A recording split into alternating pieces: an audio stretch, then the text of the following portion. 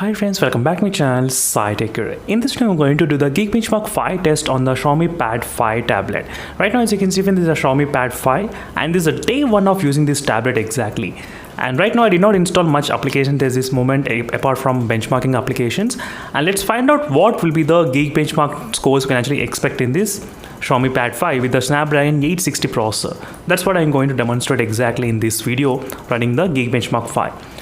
And this is a 6GB and 128GB model which I'm trying to use in this video for the demonstration purpose. And I can be back after some time when this test come close to 99 and 100%. So finally friends, we got the Geekbench Mark 5 test scores in the Xiaomi Pad 5 which scored about 765 single core and the multi-core scored about 2584. As you can see friends, which is not bad, I would say, definitely for this kind of price and for this kind of processor and performance. And that's it friends, thank you for watching and stay tuned for more updates. This is a quick Geekbench Mark 5 test on the day one of using this Xiaomi Pad 5 tablet. Meanwhile, signing off until then, stay tuned for more updates and bye.